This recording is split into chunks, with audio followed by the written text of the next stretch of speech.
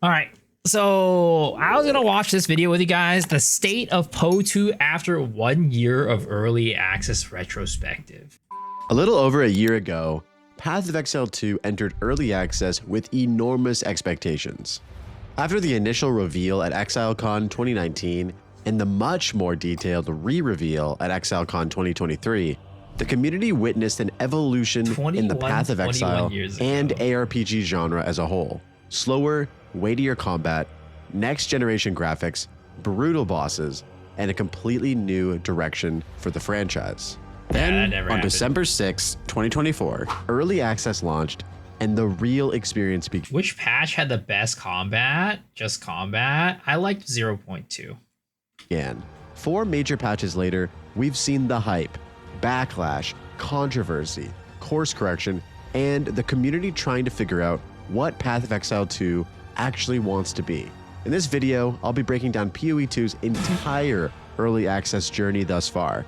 I've reviewed every keynote presentation, patch note, along with many videos, articles, and posts to provide you with the big picture on a patch-by-patch basis. Wait, no way, spoiler! The villager of level 999 receives a TV anime? Holy, that's a crazy spoiler. We'll be taking a look at what's changed, what's worked, and what didn't. And most importantly, highlighting the entire Path of Exile 2 early access journey to see where the game stands today. So lock in, Exiles, because we have a full inventory to unpack. Today, we are taking a deep dive into Path of Exile 2's 1 year early access journey and beyond. Enjoy the video. To understand where Path of Exile 2 stands today, we first have to travel back in time to when the hype began. It all started on November 15th, 2019 at ExileCon in Auckland, New Zealand. Chris Wilson, Eric Olofsson, and Jonathan Rogers walk on. Damn, look how young Jonathan looks back then. Young Jonathan. Dude, he didn't have that touch of gray on his hair or anything like that. He's looking a little fit too. He's looking pretty fit in this. You know, I'm not saying he ain't fit today, but you know, man's definitely ain't looking the same as back in the day right now. Oh man. Stage to announce and present Path of Exile 2. Not as a sequel in the traditional sense, but a massive evolution to the original game. And we're really proud to finally reveal Path of Exile 4.0. When we finished developing 3.0, we knew that we couldn't extend Path of Exile's campaign forever. Adding more acts would make the game just too long before players got to maps. At the same time, we knew we really needed to bring the quality of Path of Exile's campaign up to a 2019 standard. We realized that we needed to make a new campaign. For years now, we've been wanting to make a sequel to Path of Exile. The problem with that, though, is that why did I think that was so funny? 2019 standard. We realized that we needed to make a new campaign. Dude's like reading the script. For years now, we've been wanting to make a sequel to Path of Exile. The problem with that, though, is that sequels split a community between two products. It's also hard for a sequel to compete with the amount of content and features that the original game has. We've just spent 6 years making expansions to Path of Exile. So imagine if we released a Path of Exile 2 and it was just a bare campaign with none of that extra content. This would be a sad shell of an action RPG compared to the current state of Path of Exile. It'd have none of the years of expansion content and improvements that make the game great. In 2019, Path of Exile 2 was presented originally as a 4.0 update for Path of Exile 1. It was a brand new campaign, which could be played in addition to the original Path of Exile 1 campaign. It featured new ascendancy classes, a new skill gem and socket gem system, improved graphics, rigging and animations, and shapeshifting. All while having the multitude of systems, features, and mechanics that have been added to Path of Exile over the entire course of its development. Oh, and they also announced Path of Exile Mobile. Yo, log in, boys! Path of Exile Mobile! And they also announced Path of Exile. Hell yeah, baby! Oh my god. This is the true sequel to Path of Exile 1. Dude, Path of Exile 2, get that shit out of here. Path of Exile Mobile is where it's at. Dude, I can't wait, man. I can't wait. You know, I bought this just for this day. Oh, fuck. All my stuff's falling over. Crap. I bought this shit right here just for this day. Look at this. Look at this. I bought this the backbone just for this day. The day that we're getting Path of Exile mobile, I will be the best Path of Exile gamer out there, baby. Sheesh. We're had to buy back. What a coward. Oh, no. This is I've been prepping, guys. Since I heard about this, I got that. I got it. The fuck is that? I mean, you do this, bro. You take your phone, right? You take your phone and you slap this on this thing, and then you get your gaming phone. You're gaming. Path of Exile mobile is coming out this year, guys. I guarantee you, ExileCon is going to announce, right? They're going to announce 3 things. Or they're going to announce 1, Path of Exile 2 1.0. They're going to announce 2, WASD for PoE 1. And number 3, Path of Exile mobile is now released, and you can play it in the halls, the convention halls, starting now. And if you want to play it, if you're not in the convention, you need to pay $100 supporter pack, founders pack, to get into the early access for an extra week of play. Mobile. So needless to say, around a year ago, it became real difficult to announce that. Around a year ago, Now, it became fast really forward 4 difficult years to later announce at that. ExileCon 2023, and this is when things really start to shape up for the game. This time, Jonathan Rogers and Mark Roberts take to the stage and announce many different aspects of the game during the course of the weekend. The first thing they said was a complete bomb drop. When we announced Path of Exile 2 at ExileCon 2019, we told you guys that we were releasing it as an expansion to PoE 1 and that both campaigns would be playable on the same game client with a shared endgame. But PoE 2's scope has continued to grow and grow, and it's far more than just an expansion with a new campaign. It has entirely new monsters, skills, mechanics, classes, everything you'd expect from the next generation of action RPGs. Not to mention revamps of most of the PoE 1 League content. This thing is just freaking huge. There was a point when we realized that our plan to replace PoE 1 with PoE 2 would essentially be getting rid of a game that people love for no real reason. So we made a decision. Path of Exile 1 and 2 will be separate with their own mechanics, balance, endgames, and leagues. The game had shifted completely into being its own separate entity. The reason for this was that the scope of the project continued to grow over time, to the point where it didn't make sense for it to be tied to the original game anymore. Many other important aspects of the game were announced and elaborated on at ExileCon 2023. Most notably, WASD and dodge roll, which go hand in hand with Path of Exile 2's entire combat philosophy. In Their vision was a more ARPG deliberate history. and meaningful combat system that prioritized mechanical depth and clarity over raw. Like, I don't know, guys. I don't think going forward, any ARPG should ever ship without WASD. I'll be honest. It is a night and day difference in terms of the game feel of playing a WASD ARPG versus a mouse and keyboard ARPG. I don't know. Maybe that's a hot take. Who knows? But I really think that going forward, there is no way that you can ever compete to be a top ARPG without WASD. And you need to have attack while moving. Yes, exactly. And you need to be able to attack while moving. Speed. People often compare this philosophy to the Souls-like combat style. The uncut skill gem and updated skill gem system and UI were also displayed here, along with weapon swapping, weapon set passive points, and weapon-specific skills. Path of Exile 2's visuals also looked noticeably better than the 2029 showcase. The game looked gorgeous and truly looked like a next-generation ARPG. And finally, the bosses. And oh my god, they looked incredible. Damn, this big boy was in the game since 2019? Holy. GGG was working on a slew of different bosses for almost every area in the game.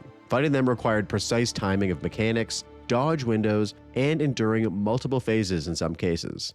Despite the overwhelming excitement, the general consensus around Path of Exile 2 at ExileCon 2023 was mixed but highly engaged. Many players were impressed by the visual upgrades, new animation systems, and more deliberate combat direction, praising the game's ambition and modern feel. However, the slower pacing and shift in design philosophy sparked concern among longtime PoE 1 veterans who worried about the loss of identity.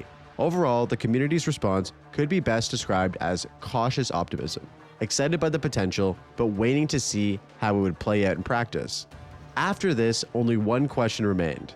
When was Path of Exile 2 officially going to release? This That question year, was answered on baby. August 20th, 2024 at Gamescom Opening Night Live. Yes, we do have news on the early Oh no, Jeff Keighley. Oh bro, it's over. Jeff Keighley is gonna come out at ExileCon this year. He's gonna be the host, and he's gonna be like, "Welcome to Rayclast," and then it's like, "Oh no, not again! Don't do this! Don't kill us like Highguard." access date. Check this out. The date in question was November 15th, 2024. The ambition was undeniable, but ambition doesn't always survive launch day. After being pushed back by a couple weeks, GGG's vision was finally realized.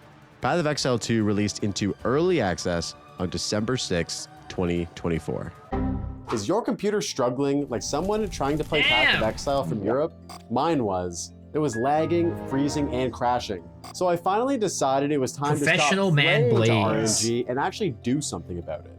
Then I met Icon Digital, the sponsor of today's video. Icon is a Sheesh, free sponsor monitoring video. and optimization app that treats every PC like a top-tier system. It highlights Wait the a second. diagnostics, treats every PC like a top Bro, I don't know about you guys, but my PC doesn't look like that. Does that mean my PC's garbage? Does that mean I don't have a top tier system? tier system. It highlights the diagnostics This of looks your like a black CPU, box. GPU, RAM, and thermals, and uses less of your CPU than your taskbar clock. With the single press of a button, you can perform one-step optimizations. Your GPU and doesn't have tweaks racing stress to is improve bad? system Damn. performance. If your PC needs extra help, Fuck, I need to get a Icon's better live PC, service man. technicians can connect to your system remotely while you watch. I thought I was gonna. remove I thought I had a malware, good PC when I bought a repair drivers, 5090, and restore but system performance. I guess I Shout need out the to racing Zudo, who stripes. helped me personally. That guy's a legend. Navigating my PC problems was a total Is that a skill waifu issue. sitting on my Let the pros at graphics Icon card? I buff wish. your PC. Use the link in the video description to I don't have download room because I don't Icon's use app I don't for use a free. liquid cooler. And I if you use wanna subscribe to like the an membership, actual use fan. code And as a result, BlazeWorksTV my at PC has checkout like no for room on top of the 10% graphics off card. your subscription. With that out of the way, let's get back to the video. The time had finally come. After 5 years of announcements, reveals, and Poor man, no teasers, water cooling? I Path think of fans Exile better. 2 was playable to the public.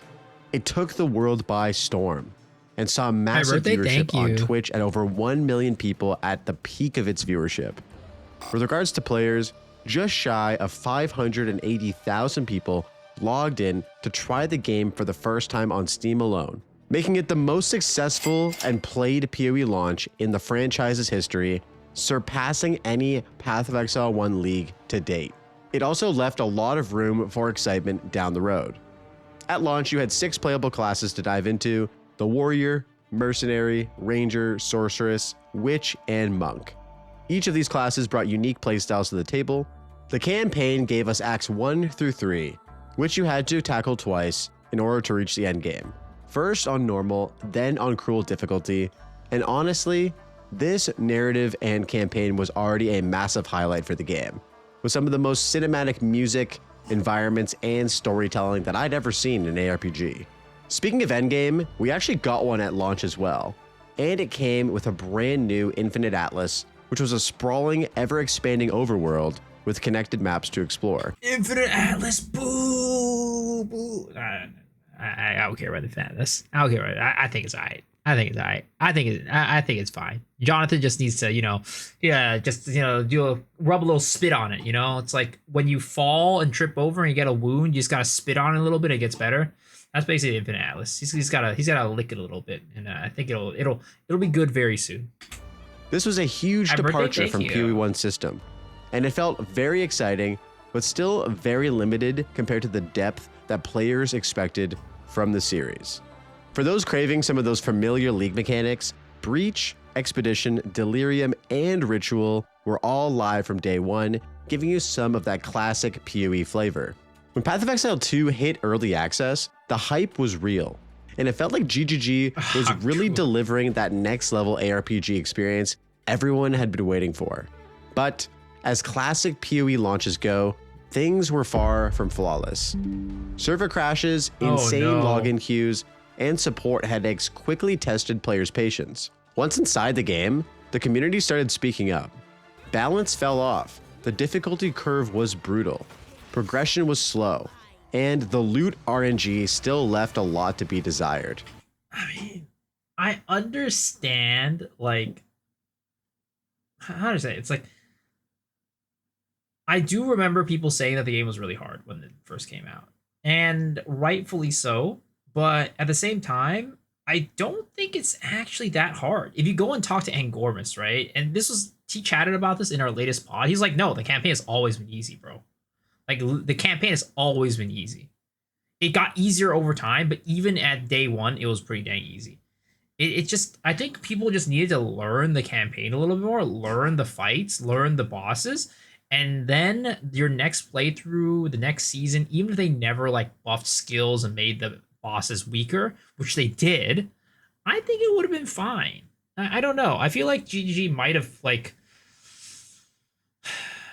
they might have jumped the gun a little bit too much, too early, and nerfed it a little bit too much, because I do think it was pretty fun to go up against these bosses and just get your ass clapped, your cheeks clapped, and then learn it, and then finally overcome it, and then in the future you pretty much like don't have that much trouble with it. But because that's kind of is what Path of Exile 2 is about. It's always been about boss fights. They've advertised it since the beginning, be like, you got these really cool boss fights, and that's why we got this dodge roll, because we want you to be able to dodge attacks and, you know, make these cool and fun fights. But the bosses right now are kind of a joke a lot of times. They made it casual playable, but I don't even think that's like the case. I think it's always been relatively casual friendly, but it's just, you know, some people need to take 5 times, like die 5 times and then finally beat it, as opposed to sub, which died 2 times or 3 times, and then eventually it gets better and better. It's the whole argument that I had the other time when we were talking about it on the podcast. Like, it's not a 1-to-1, right? Dark Souls is not Path of Exile, but they were kind of going for more of like this like hard, difficult boss fight. You'd be running your head against it, you're ramming your head against it a couple times before you beat it. It's like in Dark Souls and Elden Ring, people die to these bosses hundreds of times, and it's still not like a hardcore game, I'd say. Like, it's got a big audience for a reason, because it does reach that more casual audience. So I do think that they might have jumped the gun a little bit and made these fights a little bit too easy, especially in the campaign. Like, endgame is always going to be, you're going to scale to a point where you're just one-shotting these guys, right? You're going to be doing a ton of damage. Maybe not always one-shotting, but at least trivializing the bosses if you have a really good build. But at least during the campaign, I feel like they should keep the bosses at a relatively, you know, high bar for like player power versus boss power. The fact that you speedrun it at all level 25 to 25 shows how easy it is. Yeah, exactly. And the endgame? Yeah, that was one of the biggest pain points.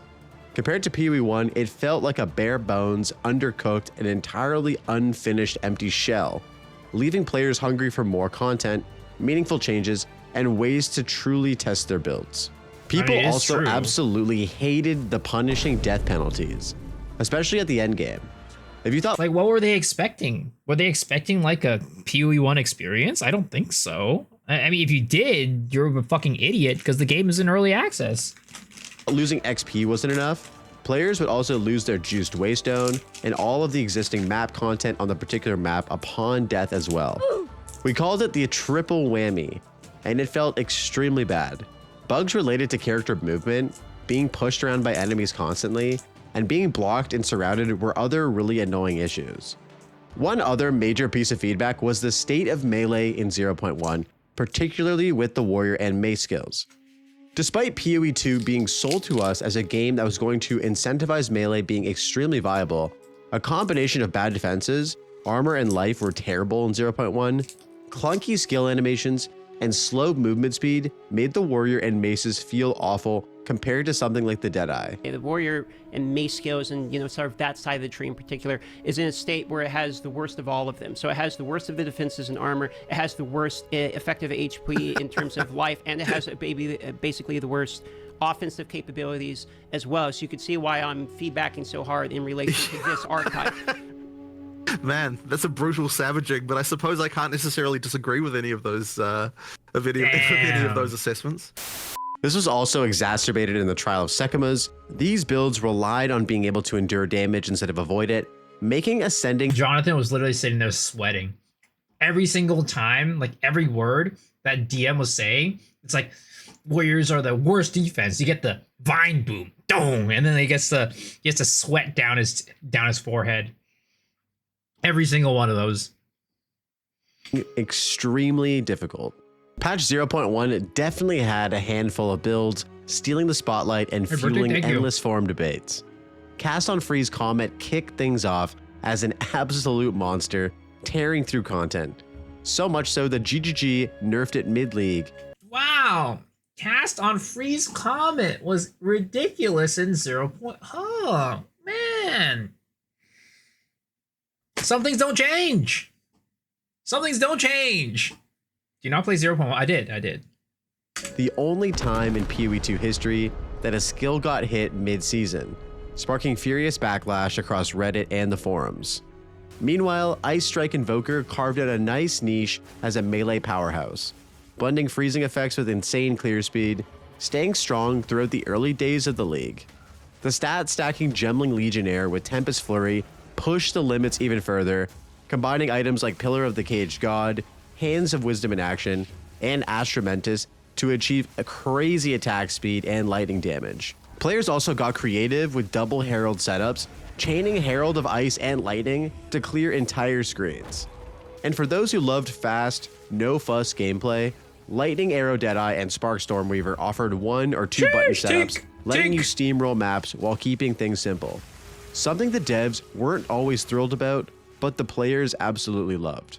Next up, let's break down the key updates that shaped 0.1 after launch. Early patches from 0.1. Funny how look at the wiki looks at us. Well, the thing is, I'm assuming that this was what was it? And Astramentus to achieve a crazy attack speed and lightning damage. Players also got creative with double Herald setups, chaining Herald of Ice and light gameplay maps while keeping things simple. Something the devs weren't always thrilled about, but the players absolutely loved. Next up, let's break down the key updates that shaped 0.1 after launch.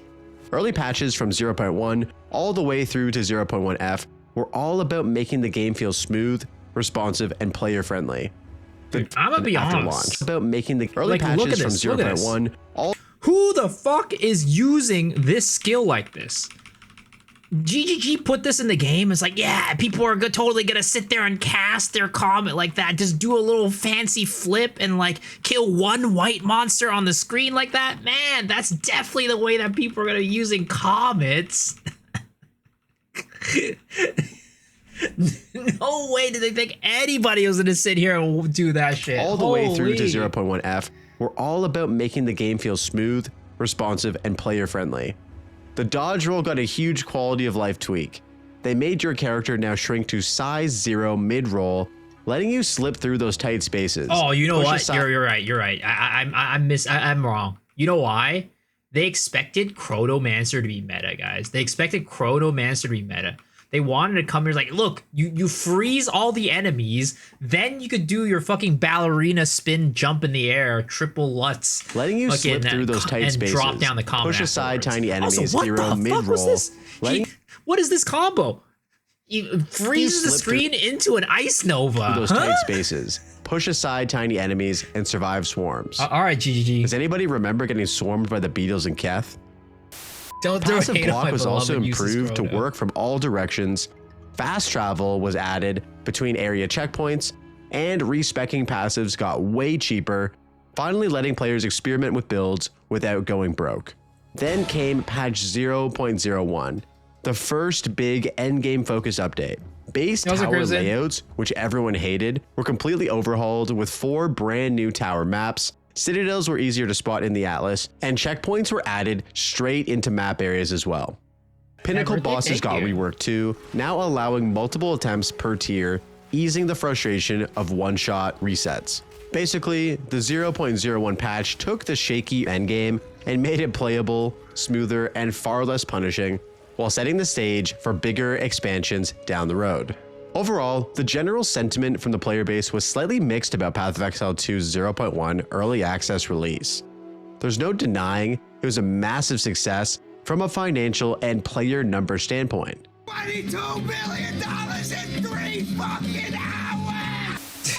Players were flooding in to play the game and loved the beautiful world that GGG had created here. It had some serious potential in core systems, but many people were critical of the flat endgame, mid-league nerfs, slow pacing, and very punishing death penalties in the endgame. I mean, I'm gonna be honest. I always say this, but the reason why the mid-league nerfs were so negatively received was not because they nerfed mid-league. I don't think people overall like are super against mid-league nerfs. Everybody's gonna be unhappy about it, right? People are gonna playing that skill. They're gonna be unhappy that their build gets nerfed. But I think the main issue and why there was so much blowback is because they literally nerfed things like 2 or 3 days after the game came out. Like people were like barely even hitting endgame at that point, and they were already nerfing stuff. Like, you know, let things cook. You know, something might look pretty strong right now, but as we will progress further and further into the end game, it might start falling off. It might start. The other things might start getting more strong, more powerful. Like they nerfed like gas grenade the first week. I was like, huh? Why are you nerfing gas grenade? Like it's not even that good. Like look back onto it, and like gas grenade had nowhere. It was nowhere as good as what the crazy shit was in 0.1 with like the spark, with the you know, the herald chaining, tempest flurries, tat stacking, all that stuff. Like why would they nerf gas grenade in week 1? Like they should have 100% waited, let the dust settle a little bit, let the players figure things out, and then be like, hey guys, this is what we've noticed in early access. The first month of early access has been a smashing success. X amount of stats, Y amount of stats, Z amount of stats. But we have noticed a couple of builds are very overtuned for what we've wanted, you know, what we want from the game. And then you go like, okay, Comet, like cast on freeze Comet, cast on crit Comet, pretty crazy. Spark, absolutely insane. Stat stacking going out, you know, going absolutely insane. I don't know. I just think that they should have just took it a little bit slow. They should have been like, all right, we'll let the players figure this out. Then we give them like an advance notice, like, hey, you know, we're gonna have a round of nerfs next week. It's gonna be on these couple builds because they are absolutely overperforming from where we want. It's not, nerfing is never a fun thing, but this is early access and it kind of needs to be done. They're gonna give a warning. Yeah, they usually do the announcements, right? They usually, before any big patch, they usually do an announcement like, hey, here's what we're working on, here's what's coming. Just a heads up, this is gonna happen. But if Grinding Gear thought players were critical of the game now, they had no idea what was in store for them in the next big content update, 0.2, the Dawn of the Hunt. Oh shit!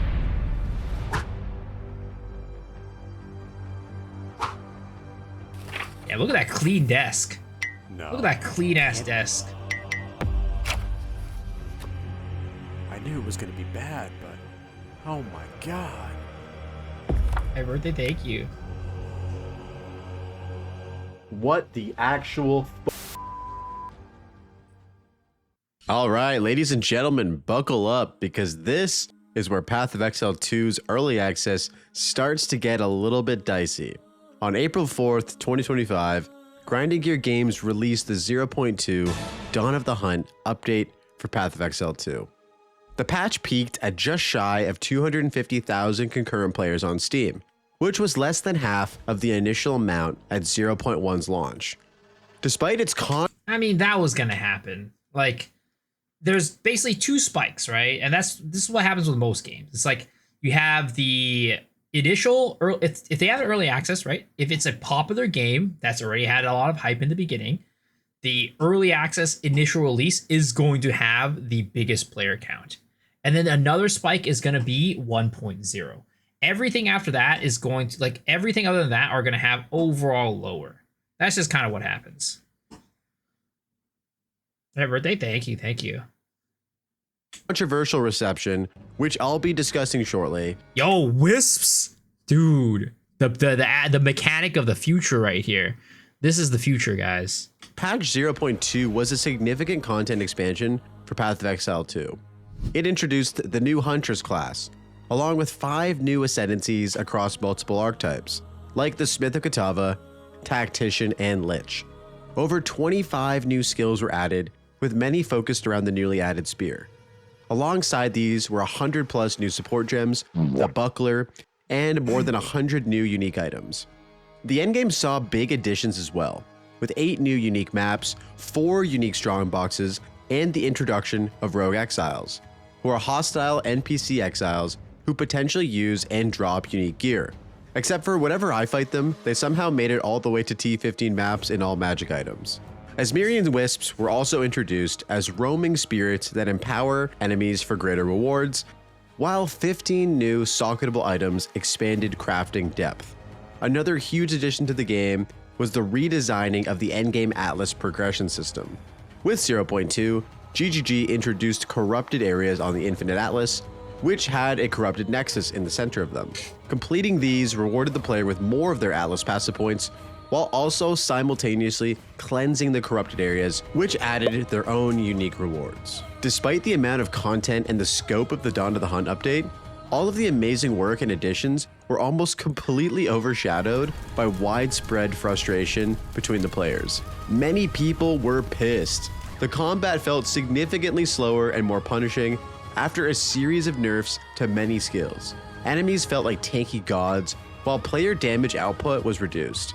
This is where the campaign broke for many people. The term slog became extremely common in describing the campaign experience. Game is not exactly like hard, it's just like kind of a slog. This absolutely took away from the various different endgame additions, as many players just alt F4'd before even getting to maps. Big streamers. I mean, there were a couple problems with this league, right?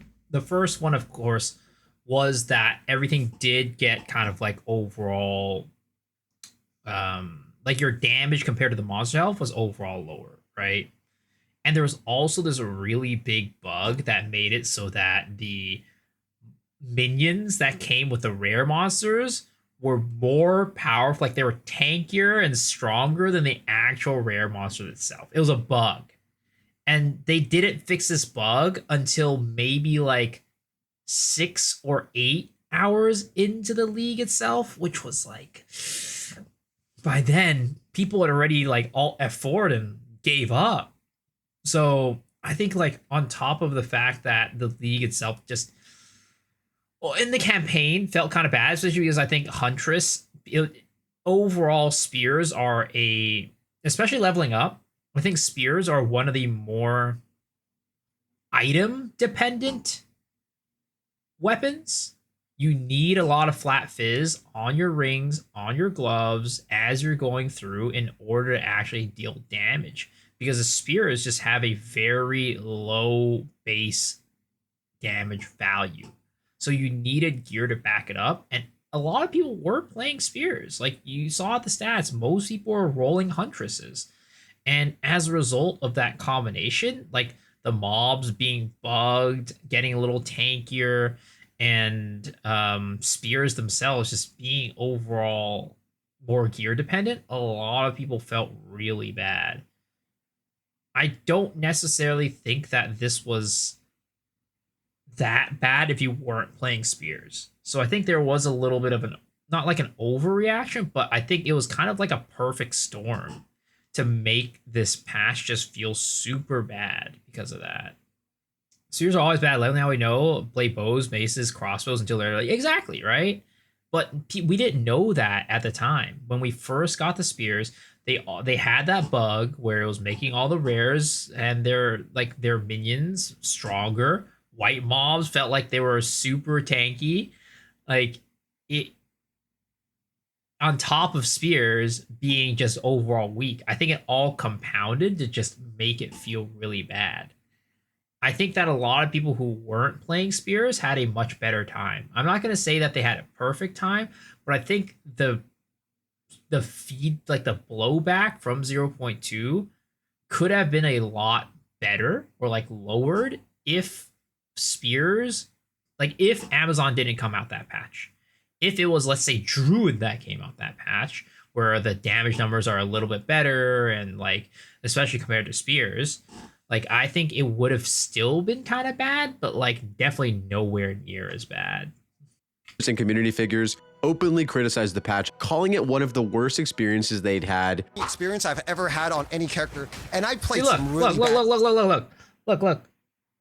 Yo, what's up, Mr. Wes? Appreciate the raid, man. Thank you. Welcome, readers. Yeah, look at this. Rue 2 Worst out here. What's he playing? had. What's he playing? experience I've ever had on any character. He's and playing I an played some really bad Huntress games. with Dear spear. GGG, you've made the biggest piece of ever designed in an ARPG. birthday, thank this you. game is currently worse than Wolcen, Diablo 4, Diablo 3, Diablo 9. Alright guys, just hang on. Let me whip out my hammer and anvil and reforge my weapon so I can kill these Oh, dude, this was so bad, though. I mean, let's be real. Okay, this was bad. Whatever, the Smith and Kadama with the fucking hammer anvil shit, that was bad. I'm not gonna say it. I'm not gonna say that's not bad. That was bad. mobs. And this absolutely contributed to a sharp increase in negative discussion. This negative reception caused Steam reviews to totally flip, with recent review scores collapsing to mixed, and a large amount of negative reviews coming in. Despite GGG quickly issuing hotfixes to address things like monster health and underperforming skills, many felt like the changes either didn't go far enough for people to stick around, and many people just straight up quit the game. A key element of the controversy stemmed from the comparisons to the original Path of Exile. Ah yes, the age-old debate. Longtime fans of PoE 1 maintain that PoE 2's combat and progression, and endgame systems for that matter, felt slower, were less fun, and infinitely were less complicated. This sparked some seriously heated debates, and in some cases, crash outs. I think that's crazy, man.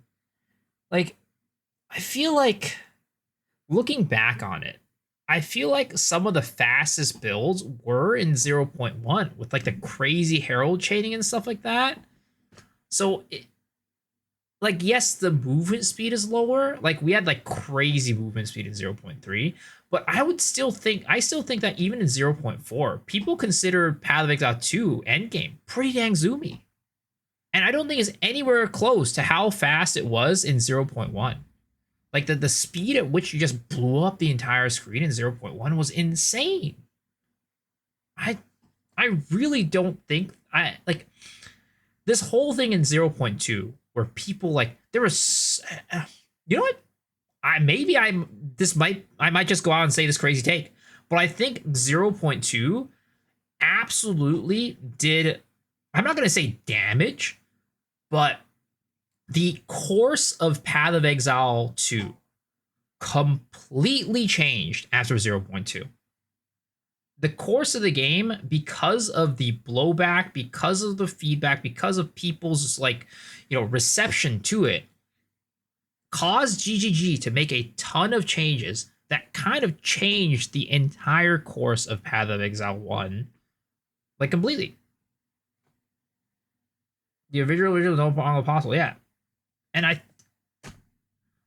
don't know. Again, as I mentioned earlier, I think that there was a lot of overreaction and also a bit of a perfect storm there as well. There was a perfect storm in 0.2 that happened that caused that blowback and reaction to occur. Hot take, but I like where Po2 is going. I don't mind where Po2 is going. I really don't mind it. In 0.4, you can reach between 10 to 30 second clear of any map, but it takes specific builds and mirrors worth of gear. Well, you can't compare the map clear times because maps in PoE 1 are way smaller than maps in PoE 2. you cannot compare the clear times in a one-to-one way. Wake up, little bro. Yes, man. Yes. Yes. Yes, Raven, man. they're gonna fuck off because they're tourists. They're all tourists. All of this boiled down to whether or not Classic. Path of Exile 2 should more closely emulate the original. I'm glad that at this point the tourist thing could just be a meme that people laugh at. Nobody's sitting there like, okay, I'm not gonna say nobody. There's people out there who still are like, you know, hating on Cal or whatever, but most people, even Cal himself, just sit there and just laugh at the meme. Game or stand on its own. While some community members defended the update and the direction GGG was trying to take, the sheer Actually, it was amount of trademarked. criticism on the forums, Reddit, Twitch, and YouTube videos made 0.2 one of the most polarizing patches in Path of Exile's history. At the heart of the 0.2 meta were two words. I think you know them. Say it with me now. Lightning Spear. This is especially played on the Huntress, Deadeye, and Blood Mage classes, and it absolutely dominated the meta. Lightning Spear stood out because it offered insane AoE clear, excellent scaling with crit, and made clearing maps and bosses extremely quick. This was something especially valuable when many other skills felt like absolute shit in comparison. A major factor in this dominance was the unique spear Tangle Tongue, a build-enabling item that was easily obtainable at level 26, which allowed players to scale into the build early and cheaply. Its high critical strike chance and built-in forking effect dramatically amplified Lightning Spear's screen-wide coverage and damage scaling, reinforcing its position as the safe screen. I'm gonna be which honest allowed though, I'm players to watching this scale right into the build now, early and cheaply. and the clear doesn't even look that good. It doesn't even look that good. Like, there are builds in 0.3 and 0.4 that were way crazier. I think like in 0.3, Lightning Arrow, I mean, even in 0.2, I think Lightning Arrow was better. Lightning Spear was just so good because it was so accessible and so like efficient. It had really good clear. I'm not gonna say it didn't have really good clear, but it was very, very accessible and it cleared the screen very well.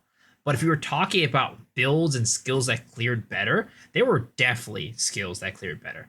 I think Lightning Arrow was better in 0.2 and 0.3 if you had better gear. And of course, I think Tornadoes or Twisters, absolutely insane. Twisters have been insane since they were released and have continued to be, in my opinion, an A+ to S tier build for clear. Its high critical strike chance and built-in forking effect dramatically amplified Lightning Spear's screen-wide coverage and damage scaling, reinforcing its position as the safest and most efficient choice in the patch. God, this was such a broken item. I loved it. Many players gravitated towards Lightning Tangle Spear, Tongue was busted. not just because it was powerful, That's real. but because it worked smoothly from mapping to bosses without needing much complicated mechanics or heavy RNG investment. Its straightforward one-button feel and strong synergy with core support gems like Volt made it appealing in a patch where so many other skills lacked comparable damage. Despite introducing dozens of new skills, uniques, and ascendancies in 0.2, players felt widely that only a small number of builds were truly viable at an endgame perspective. At one point, Lightning Spear was being played on over 50% of the player base, which was absolutely wild. Many believed lack of mid-game balance adjustments left many skills underpowered, while weapon and ascendancy constraints funneled players into the same spear-based or crit scaling archetypes. Although numerous builds did exist, and some were very strong, like Essence Drain and Contagion Lich, few could compete without many divines worth of investment, resulting in a meta that shocked the players and the community. Following the rocky launch of 0.2, Grinding Gear Games pushed out a rapid series of balance and quality of life updates in response to the large series of fires they were trying to put out. Monster life was heavily reduced throughout the campaign, with Rogue Exiles receiving an additional 40% life nerf. Act 3 zones were streamlined to remove backtracking and dead ends. Yeah, they probably need to take another look at the Drowned City. And Ascendancy respecking was added alongside lower trial level requirements to reduce friction. Loot was also significantly buffed across the board, and this— Dude, do you guys remember when Jonathan came out and said, "Oh, Path of Exile 2 is not going to need a loot filter"? The problem with loot filter is that it just means that the loot itself that we're dropping is not good. If we dropped meaningful loot, but less of it, you wouldn't need a loot filter. Yeah, that didn't happen. That didn't happen at all. I mean, just look at this. Just look at this. I don't know if we could... Fundamentally, I think that the idea makes sense, but I think in execution, it might be really hard. I don't exactly know why it can't happen. I think it's maybe because of there's a couple fundamental things, I think, at least in the current state of Path of Exile, that it becomes really hard to go without a loot. Like with the original vision of less loot but more impactful. How do you describe like a more impactful loot, right?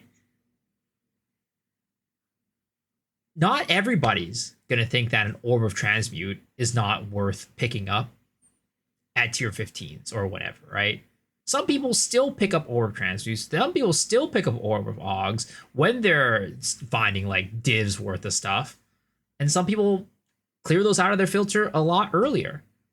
And in a world where item bases are so valuable for crafting, are you gonna say that the white item is just gonna be filtered out, or like they should be dropping less white items because that's not valuable according to GGG?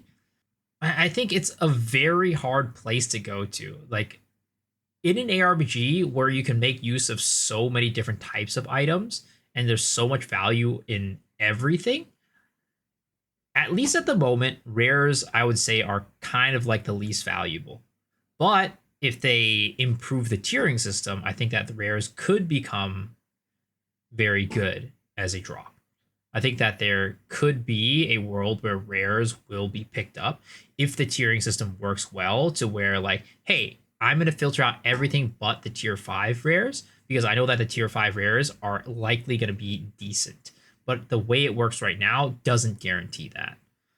But back to the original point of like loot, I just don't see a world where they can actually stick with their original vision of, hey, you don't need a loot filter because everything's going to be valuable that drops. Because what's valuable changes as the meta develops. And also depending on what you're looking for. And again, crafting kind of makes things a little bit iffy and difficult in that situation. This is an absolute game changer. Rare chests actually guaranteed rare items, as Myriad Wisp rares always dropped rare items as well. Normal drops were reduced in favor of 20 to 30% more rare currency, and higher tier magic and rare items were also improved. One big change that stuck out to me was the increased drop rate for greater and perfect jeweler's orbs, which up to this point seemed like they basically didn't exist if you're playing on SSF. After all these changes, the state of loot, especially as an SSF player, felt like a night and day difference. Then on June 10th, 2025, patch 0.2.1 dropped, and this patch was pretty massive. The patch included a broader endgame overhaul, adding large amounts of new socketable progression in the form of runes, talismans, and soul cores, and this is another thing that I have talked about plenty of times. I think that socketables are cool. I think that they are an interesting way to gain power and also an interesting thing for the economy. But the cope that socketables replace crafting bench, like that is complete copium. There is not a world where socketables like runes and stuff will ever replace the crafting bench, because runes are something that you can only, like the value of it, right? What it is, the type of rune that drops is just it drops at a specific type. There we go. It drops at a specific type. And you can't guarantee that a rune drop is what you need. And also, the value of the runes will never get high enough to a point where it can fully replace the actual resistances and stuff on your actual gear. It's always going to be like a slightly lower roll compared to everything else. And then on top of that, with the presence of all these end game socketables, you never want to socket like a resistance rune into your gear if you can avoid it. So not only has the socketable system just made the game more complex than even potentially what a crafting bench would do, I don't think it even does a good job at replacing the crafting bench. So you've just made the game, you've given the game an inferior version of what you had. And then on top of that, it's also not fulfilling that original vision of being less complicated. It's way more complicated right now because of the sheer number of socketables. Like, I'm 100% sure you guys right now, I were to ask you guys, name half the socketables, you would not be able to name half the socketables off the top of your head. Even if it's like, name the function of half the socketables, not even talk about the name itself. Name the function of half the socketables in the game. I don't think you guys can do it because of how many there are and how convoluted the system is. I can't even ate for lunch. I'm kind of excited to name socketables. Well, that's like my point, right? It's overly complex at this point, to where I just don't think that it actually achieves the original goal of trying to reduce complexity. I think it increases complexity now, and also doesn't do a good job of fixing issues. What's the socketable? Augments, I'm sorry. Augments, because the names have changed a million times. Yeah, the socketables tab. Just take a look at the socketables tab. There's so much stuff in there. I think there's probably almost as many socketables as essences of all tiers. And there might be even more socketables than essences of all tiers, which is crazy. It's insane. Restructuring unique item drop rates to further increase top tier T0 unique items and reduce the party play wealth gap. It further rebalanced monsters, refined map modifiers, dramatically increased endgame map and monster variety. Who remembers when Hidden Grotto comprised 20% of the entire endgame Atlas map pool? It also improved Atlas clarity and Citadel spawning, because up until then, they were essentially a myth for most players, including myself. Altogether, 0.2.1 represented a stabilization effort, not just numerical tweaks, but significant changes designed to restore player confidence after 0.2's controversial reception. So when you zoom out of the Atlas and look back at 0.2 as a whole, Dawn of the Hunt wasn't a lack of ambition. It was almost the opposite. It added a variety of systems, a new class, weapons, endgame layers, and tons of itemization depth, but the moment-to-moment experience simply didn't feel good enough for a lot of people. The campaign slog, the dominance of the Lightning Spear meta, and rough early balance overshadowed the content itself, forcing grinding gear games into months of rapid-fire adjustments just to stabilize the game. By the time 0.2.1 landed, the bleeding had slowed, but the message from the community was clear. Dawn of the Hunt absolutely improved the game during its 4-month lifespan, but many players had lost interest long before they could see the positive changes happen. And that's why patch 0.3 needed to pop off. A true course correction, and arguably the most important update in Path of Exile 2's early access so far. Patch 0.3, the Third Edict, launched on Friday, August 29th, 2025, and it was an absolute banger. The patch peaked at around 350,000 concurrent players on Steam on its first weekend, which was a decent improvement over Dawn of the Hunt's launch. A huge chunk of what you see in 0.3 was actually a direct response to the players' feedback. Grinding Gear Games set out to basically fix every problem that everyone has, and honestly, some of my favorite changes in the game so far came from this patch. Boss Sakura, I don't think you have any less, because in the end there's only 2 to 3 that fit every type style and playstyle classes. For any build you do, 95% of Socketables are useful to you, but that's why I think Socketables is such a flawed system. It's such a flawed system for that reason. And that's why it's better to leave it into a crafting bench where you don't have to deal with all these fucking stupid items and just put it in a place where it's like, here's a list of things you can craft, use currency to craft it. Third Edict is a massive milestone for Path of Exile 2. Act 4 finally drops, and it's completely non-linear. It continues the story from Act 3 as Doriani sends you hunting an ancient anti-corruption weapon. I think GG doesn't want to have deterministic crafting in Poe 2 after 0.3. It's not about deterministic crafting, Blade.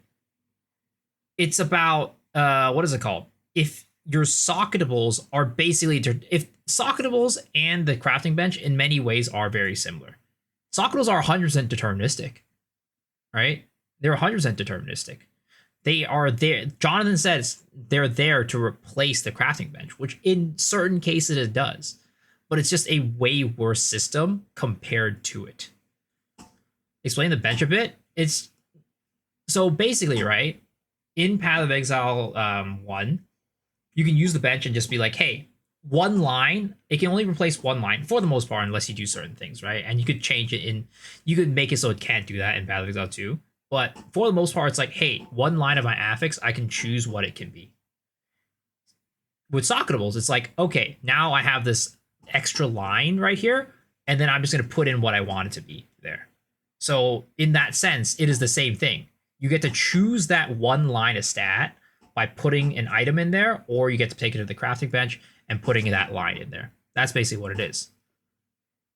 In essence, they're both kind of the same. Crafting benches can affect unique items? No, it cannot.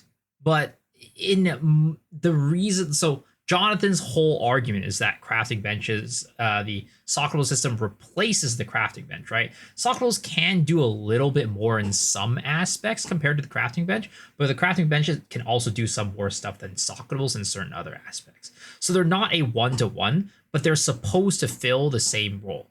But I think that in the cases where they're supposed to fill the same role, the socketables are just way worse at doing that, but also make things a lot more complicated. And I think that's just the big flaw with the socketable system, the augment system. Jonathan said that they don't want to introduce the crafting bench because it's too complicated, and that's why socketables exist. But my whole argument is that socketables are way more confusing than the crafting bench because of the sheer amount of like socketables there are in the game. Crafting bench is simple because you're used to it. No, sir. Oh, okay. Again, here's the thing, right? One, Blade, I don't think you can say anything right now, unfortunately, because you have not used the crafting bench. And I don't want to be mean, but that's just true. You have not used it. You don't even know what it looks like. How can you say that it's more complicated? You just can't. You literally just said earlier, you have not used it, so you can't even make the argument. And I'm not trying to be an asshole here. It's just the truth. It looks more complicated. It doesn't. How have you, sir? You haven't used it yet, so how do you know it looks complicated? You've literally, maybe you've seen a screenshot. I know they won't add a crafting bench, but I'm just saying that you cannot. I think that the socketable system is just a bad system. Here, let me show you how the crafting bench works, right? All right, and for this is also probably helping anybody else who doesn't know, like, you know, who's never seen the crafting bench, right? So crafting bench is actually very simple. I don't like where they put it.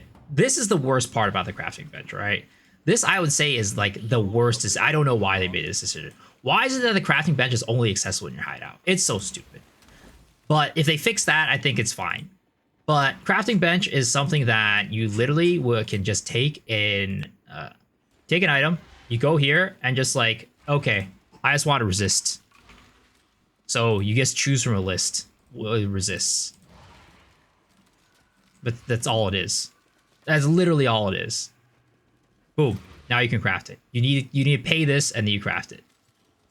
That's all it is. And the worst part is, right? And here's the other part that makes the crafting bench way less complicated than the socketable system. There is a way to fix this problem and still keep socketables, but as it stands right now, it is way more complex. With the crafting bench, right? You can go into it and you could see the choices that you have. You can see, okay, the crafting bench, here are its limits, right? I can get maximum life, I can get mana, I can get elemental attacks, whatever on my stuff, right? You can see exactly what you want to craft with it. But if you go to Path of Exile 2 and take a look at the socketables, one, if you don't have the socketables tab, you can't even see all the socketables available to you, right?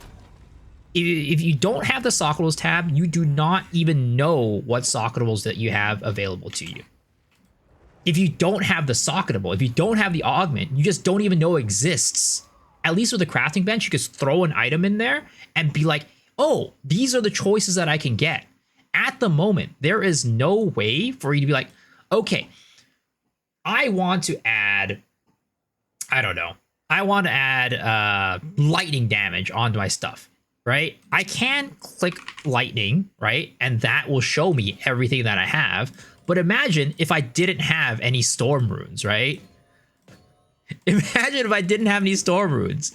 I would not know that this exists. What does this even do? Nobody fucking knows. Of course, you can search Ange, right? You can search Ange, you can go here, but that's not like a natural thing that you would do.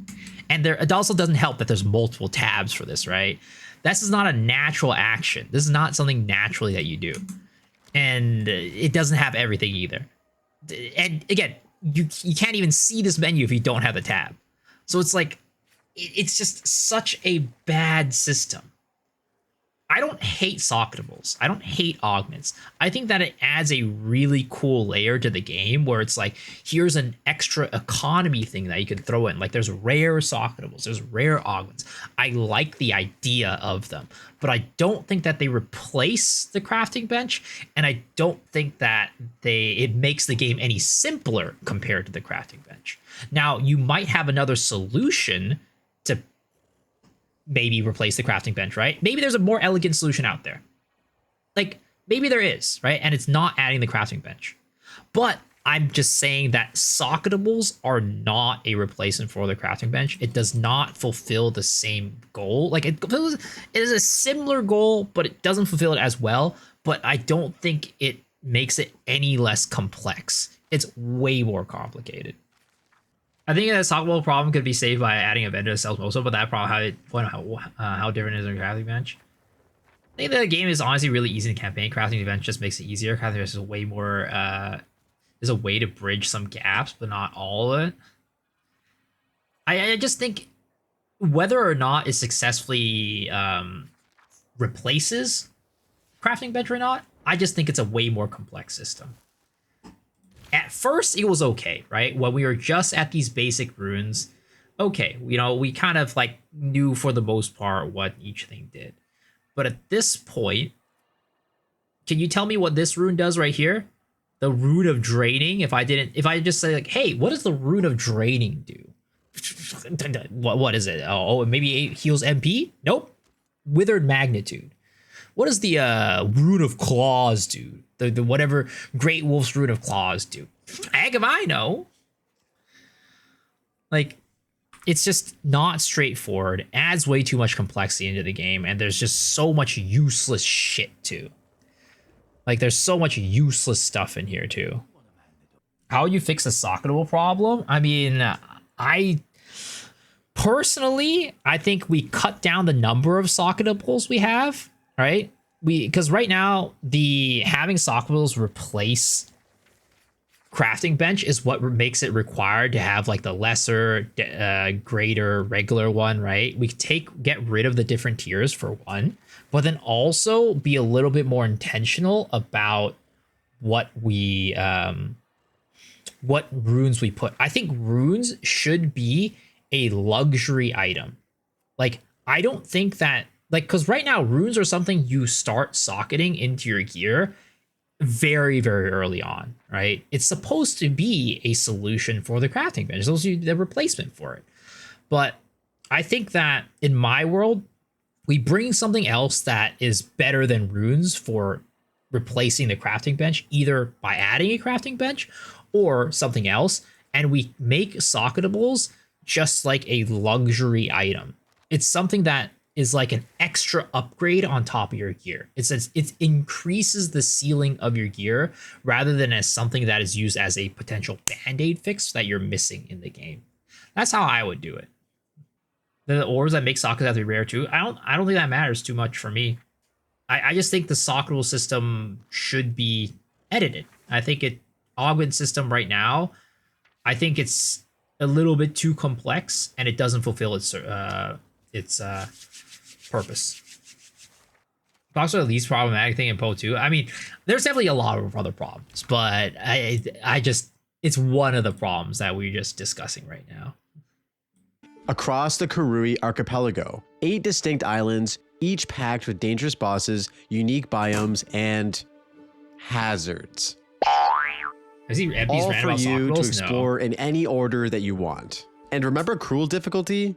Yeah, it's gone now. It's been replaced by 3 interludes that smooth your progression all the way to level 65 and the endgame. On top of that, the Rise of the Abyssal's League mechanic drops, introducing necromantic fissures across raid class, unleashing massive abyss encounters, underground depths, pinnacle bosses, and a brand new crafting system via the Well of Souls that actually lets you create powerful, build-defining gear. No more slam and pray. Now you can craft like a pro, even without insane wealth. Support gems also got a complete overhaul too. Gone is the 1 per type restriction, replaced with multi-tier scaling, 11 fresh new supports, and 40 chase-worthy endgame lineage supports that can completely define your build. And yes, the annoying weapon swap delay, that's also completely gone. Essences also got a desperately needed glow up. Now they're divided into 4 different tiers with deterministic item-specific modifiers, making them a great addition to the crafting process. Sprinting, it finally lands, making traversal across raid class ridiculously smooth until you trip over a rock or a single arrow from off screen. Pinnacle content got smarter too, switching into a splinter-based difficulty system, with the Arbiter of Ash being reworked and a new Arbiter fight to chase. I do think that 0.3, like, in terms of the changes to the game, the impact, the jump from 0.2 to 0.3 was so good. So many good changes, so many good additions. The game felt so much better after that. Like, even 0.1 to 0.3, right? Let's not talk about 0.2, which felt like in many ways a step backwards. Let's talk about 0.1 to 0.3. I think that also just felt so, like, 0.3 felt so good to play. Personally, I still think 0.4, I had more fun. I enjoyed the league more. I think it was, for me, I would rate it as my #1 league from an experience standpoint. But I think that the additions into 0.3 were the best additions. Like, they definitely knocked it out of the park with that. So many things just hit so right, and it made the game feel so much better to play. Along with a new flood of unique items, item bases, omens, and endgame maps. The last major addition, asynchronous trade. It's finally here. The moment we've all been waiting for. I mean, just async finally trade, be man, able to trade made things with their so items better, while offline so much better. through the use of a new NPC named Ange. This was a massive quality of life upgrade, as for the last decade, trading was a huge point of friction within Path of Exile 1. Bottom line, 0.3 didn't just add new content, it redefined Path of Exile 2's campaign, crafting, mobility, and the endgame in one swoop. And for many players, it finally started to feel like the game they've been waiting for. But it was far from perfect. Overall, the reception of patch 0.3, the Third Edict, was largely positive, especially coming off the shitstorm of 0.2, but it was definitely not all smooth sailing. Even players who were still burned from the last patch had to admit the sheer volume of content was massive. It finally felt like Path of Exile 2 was stepping closer to the vision players had been promised. Some creators even called it a turning point for the game's direction. I think they're doing a great job, and I think the game is shaping up to be better and better every patch. So looking forward to seeing the next PoE 2 League. Very and honestly, I agree. But then reality hit. Performance became the elephant in the room. Oh god. The new abyssal mechanic. Dude, it's so funny that they use the Snoobay clips for this, because I also think that I feel like Snoobay's computer might be a little more potato compared to, like, you know, some other creators, because I definitely, Twisters, don't get me wrong, that shit fucks your computer up real hard, but it makes it feel so much worse when you're watching Stu's. Like, I'm sure if we're playing a normal build, it will look fine on Stu's computer, but when it comes to Twisters, it's that shit just, it hits your CPU hard, and I think Snoo's CPU computer is also, like, not like as good as some of the other folks. The hit. Performance became the elephant in the room. The new abyssal mechanic flooded maps with enemies, effects, and chaos. For many players, it flooded their PCs too, with stutters, frame drops, shader spikes, and crashes. Even high-end rigs were struggling. And on consoles, oh man, certain builds and juiced maps were straight up unplayable. Then came visual clarity. In heavy endgame encounters, the screen clutter was starting to look dangerously close to late-era PoE 1, which was alarming because PoE 2 was originally pitched as a slower, cleaner, and more readable evolution of the formula. For some, that promise started to feel shaky. And finally, itemization and balance concerns began creeping in. Deterministic crafting. Yeah, I mean, when it comes to visibility, right? When it comes to visibility, it's rough right now. Look at this. Look at this.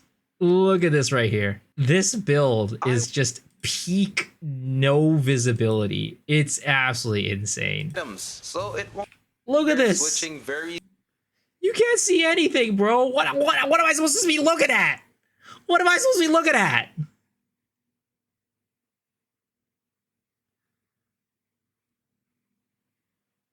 It's just a blur. It's literally just a blur.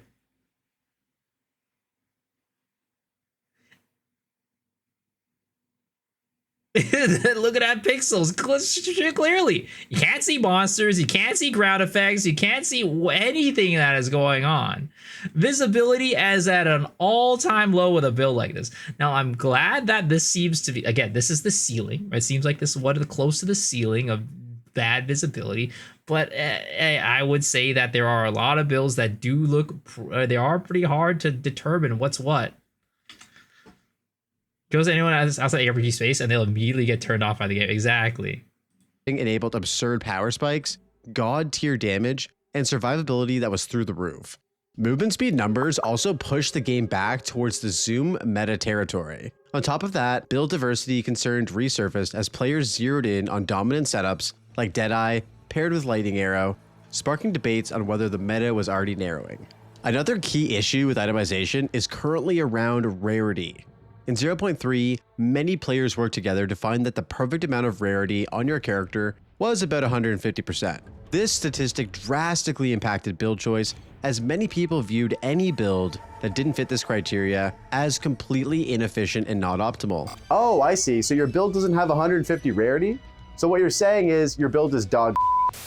So while 0.3 was undeniably amazing and in many ways impressive, it also exposed the cracks that the community wasn't going to ignore. Now, let's break down exactly what the 0.3 meta looked like. Patch 0.3 kicked off with Deadeye completely dominating the meta, and Lightning Arrow leading the charge. Nobody's fault here. Hey guys. With insane speed, massive damage scaling, and surprisingly tanky defenses, Deadeye could shred bosses and dense maps in seconds.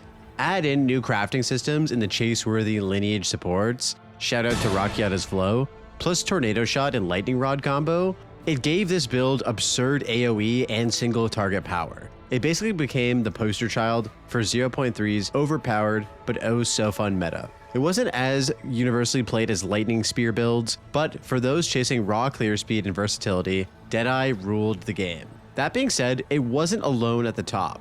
By the end, I mean, here's the thing, right? Because the game is so focused around clear speed and that there was no higher ceiling, it always ended up being that these FUB gun builds, which this is the FUB gun signature type of build. Very squishy, very high clear speed, very zoomy, right? That ends up being the meta because of the consequence of the ceiling of content not being very high and the fact that you can do most content pretty easily with, you know, any meta build. And it just ends up being that, you know, the fastest builds are the most meta builds in this case. This season, it's a little bit different because, like, clear speed is important, and I would say that comets they're decent at clear speed. It's not like they're bad, but if you put the clear speed of Comet compared to like 0.3 Lightning Arrow Deadeye, I do think that Lightning Arrow Deadeye's clear speed was still probably better. And that's why the FUB gun build, which was Poison Burst Arrow, didn't end up being the meta definer for this league. It was for the beginning before people started choosing out their temples like crazy. But as the temple got harder, as the mobs got tankier and stronger and everything else, then the meta shifted over to more of like a, cock comet type of thing. Like I think if we had put everything the same, except we took out temples, right? Patch 0.4, everything else stayed the same, except we just took out temples. I think that potentially the meta for the league would have still been like a more zoomy, like Poison Burst Deadeye or something like that. Into patch 0.3, over 25% of softcore trade players were Deadeye, but 16% played Blood Mage, and 10% played Invoker.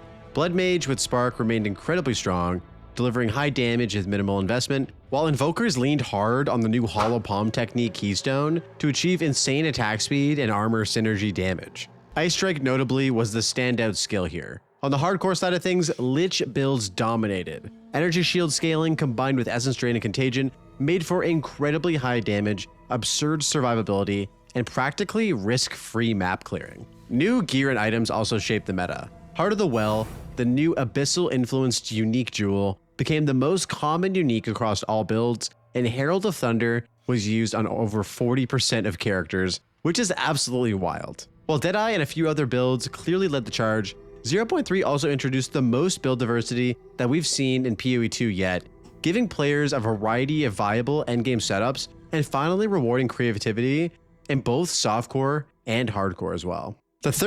I think when you talk about build diversity, it's like a very interesting thing. And I think DM put it the best in our little pod that we did the other day on his channel. He said that build diversity is at its all-time high, which is great. But at the same time, the balance between the builds is really bad. The ceiling builds are way, way, way stronger than the majority of builds. So while a lot of the builds are very viable and you can play them all, when it comes to like the power ceiling of the game, it's very skewed towards right now Cock Comet, right? It's very skewed towards Cock Comet. So while there's a big difference between balance and diversity, because if let's say you need to be, I don't know, like you need to do 100,000 damage to be able to clear all content in the game. Well, 90% of builds are able to do more than 100,000. But let's just say there's one build that does 100 million damage and the rest of the builds are doing 10 million damage. Then that's the problem, right? There's one build that's way stronger than others, even though there's a lot of build diversity because everything can clear everything in the game. There's one build that's just like way stronger than the rest. Third Edict didn't just drop and disappear. Just like the updates that came before, it evolved over 4 months with a series of tweaks and patches. The sprint system was especially tweaked and adjusted to feel better. Now, when you start sprinting, there's a short grace period where getting hit won't knock you down or heavy stun you, and the minimum sprint duration was slightly increased to make it feel smooth and reliable. No more accidentally stopping in the middle of a sprint, which helped movement finally feel more responsive. Other early tweaks touched abyssal mechanics, specters, and a few minor other systems, but nothing felt revolutionary until patch 0.3.1 dropped on September 30th, 2025. This was the patch that truly redefined the endgame. Huge Precursor patch. tablets could now be applied to maps directly. This gave players agency over what content they wanted to do on what map, and no more spending hours setting up 4 tower overlapping areas or endlessly tweaking the atlas. Tower farming basically became optional and kinda pointless, and players could finally just jump straight into the action on a map-by-map basis. Map bosses also became required for completion, extra random encounters started spawning everywhere, and monster packs and ground effects were rebalanced for smoother, cleaner gameplay. New tablet modifiers, improved visuals, and smart quality of life changes made the endgame feel faster and way more rewarding. On top of that, you can now use orbs of alchemy on magic items for true crafting freedom, and the chance to citadel spawning jumped up by another 66%, giving players even more opportunities to face the Arbiter of Ash. Interestingly enough, compared to 0.1 and 0.2, the Third Edict saw far fewer massive changes after its launch, but what it did tweak was sharp, impactful, and laid the groundwork for what was next to come. Patch 0.3 completely shook up PoE 2.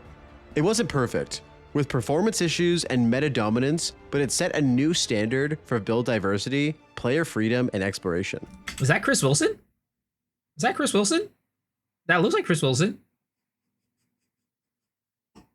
And with patch 0.4 on the horizon, players were now promised with what we desired most: major endgame reworks, which was everything we've been wanting to truly redefine the dull late game experience. Patch 0.4, The Fate of the Val, dropped on December 12th, 2025. You got it after a set to series M for of mini, when it should be set to W for Wumbo. Every bald person equals Chris Wilson. Yeah, when is the next season for PoE 2? It's going to be either first week of May or last week of April. I think most people are leaning towards first week of May, but it could be either. Teasers. The patch peaked at just under 300,000 concurrent players on Steam on the first weekend, which was a slight drop actually from 0.3's 350,000. Now, if you're like me and Indiana Jones and the Temple of Doom was one of your favorite movies growing up, Hey, Dr. Joe, no time for love. We've got company. you were probably also very excited for this update. Heavily inspired by the Incursion League mechanic in PoE 1, The Fate of the Val has us diving into the ancient, corrupted legacy of the Val. Reshape a massive Val temple and explore rooms packed with insane loot, secrets, and challenges. Every choice matters here. Linking rooms strategically together unlocks bigger and better rewards. Content-wise, 0.4 hit extremely hard. It offered a brand new playable class, the Druid, which was highly sought after, and came with 2 ascendancies, the Oracle and the Shaman, with over 20 new Happy birthday, tomorrow's my birthday too. Yo, let's go. Thank you, and happy early birthday. primal skills, 35 new support gems, 8 new endgame lineage support gems, and an additional 250 new passive points on the passive tree. Also, we got ourselves a new weapon, the Talisman, which finally allows us to shapeshift into animal forms for dynamic combat across any ascendancy or class. Abyss also isn't just a league mechanic anymore. It's now core gameplay. On top of all this, CPU optimizations give a massive boost. Expect smoother, faster performance with at least a 25% higher frame rate in heavy scenarios. Patch 0.4 introduces the first league. Welcome back and happy birthday. Thank you, Circus. I appreciate that, man. Yep, it's back to PoE 2. We're back. Happy birthday, thank you. Mechanic in the game that actually takes place solely outside of maps. It asks for time investment, not only to set up the temple, but to understand how it functions and reap the rewards. Speaking of rewards though, let's talk next about how absolutely broken the temple was in 0.4. Overall, 0.4 launched with massive hype thanks to its ambitious Val temple mechanic, new content, and the Druid class. But that excitement quickly turned into widespread frustration and controversy. It seems like this is starting to become a trend.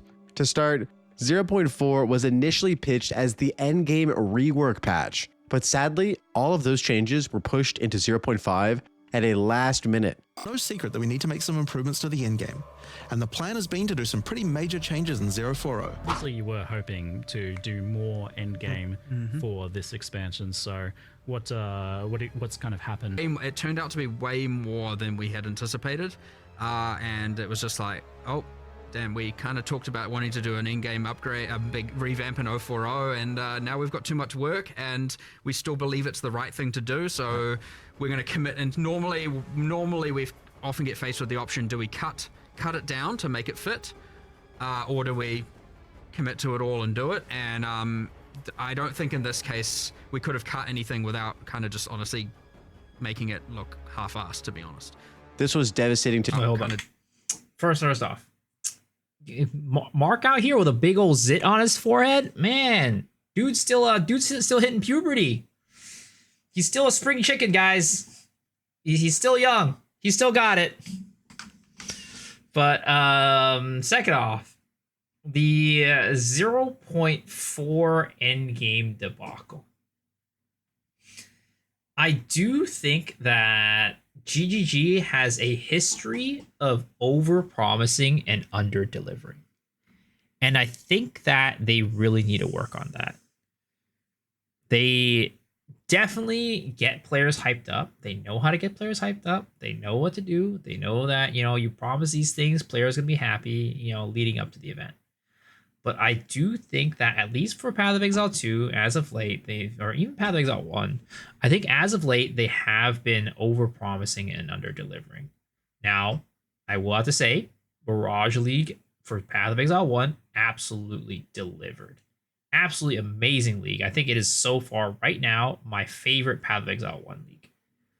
But before that, with Keepers, it did not hit the mark. It really did not hit the mark. And then Pharesia also did not hit the mark either. And then with Path of Exile patch 0.4, they overpromised for the end game, and that didn't happen. And we're now pushing it to 0.5. Patch 0.3, they said we were going to get Druid. That didn't happen, and that kind of sucked.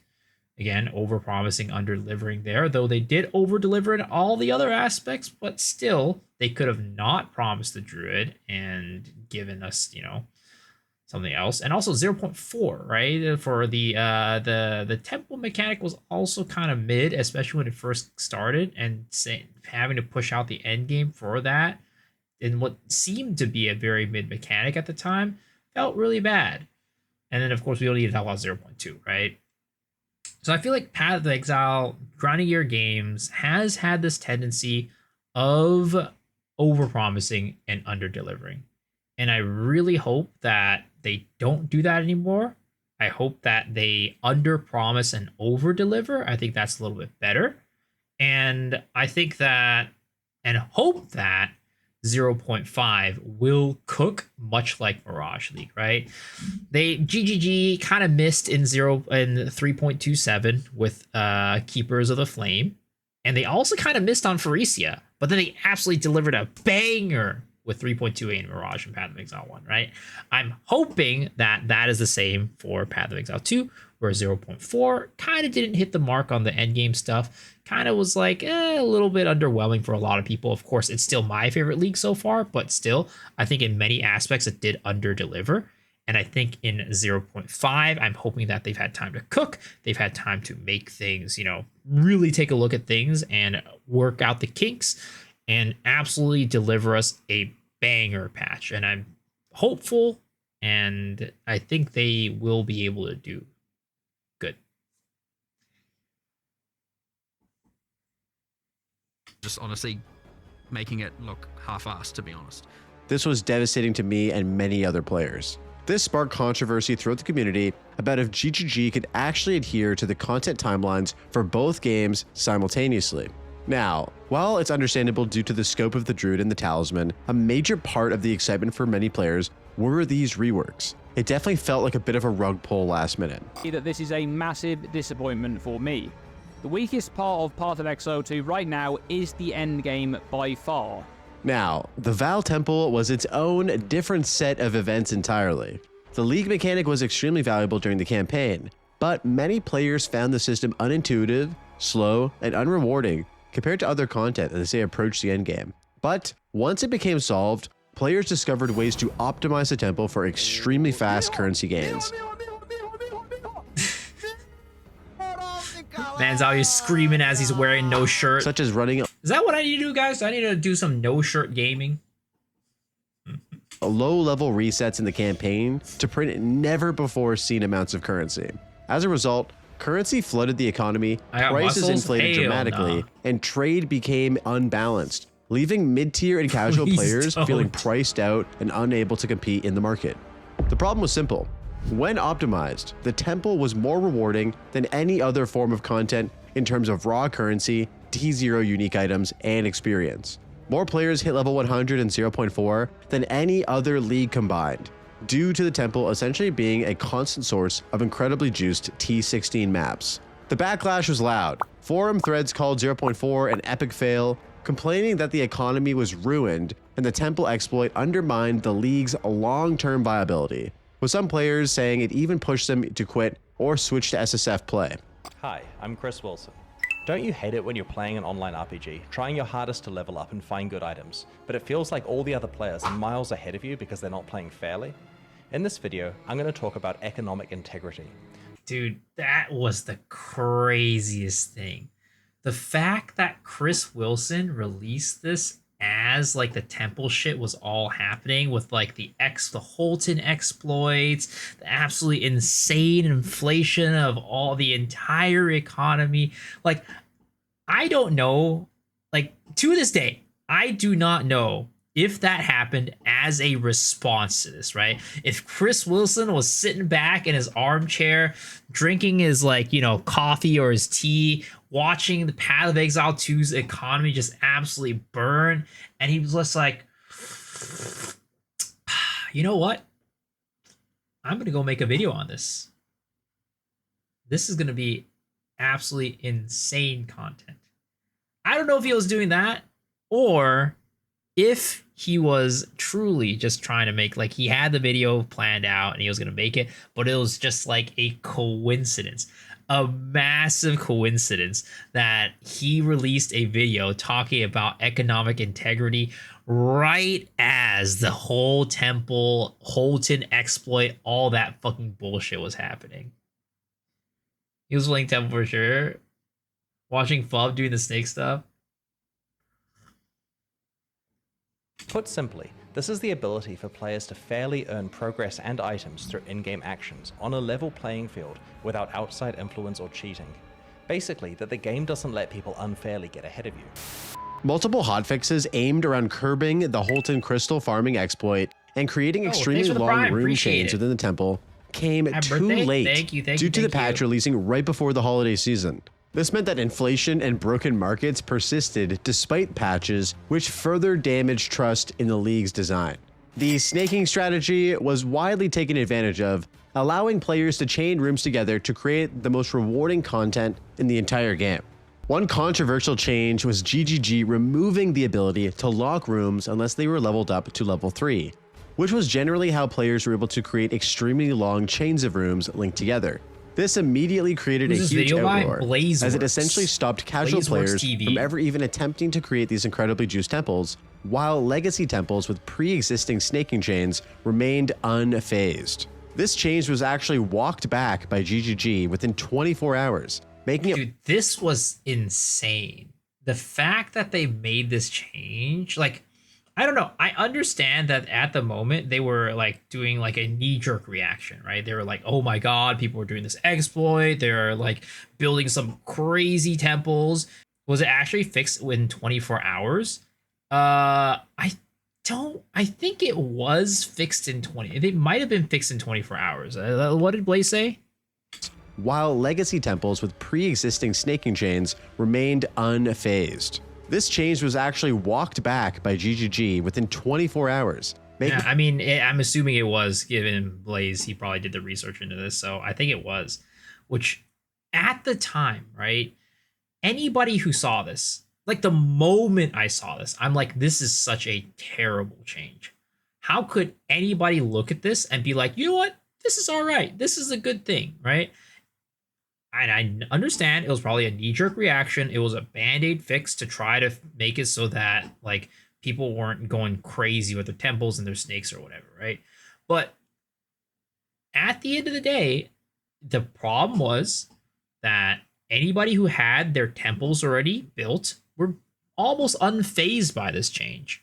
But anybody who was building up their temple was absolutely just destroyed. They could not build a temple to that level anymore. And it literally would have taken somebody like not even to say 30 seconds. 30 seconds is like very, very, I don't know, generous. Anybody who just looked at that line should have noticed the moment that they saw it. Like, this is fucked up.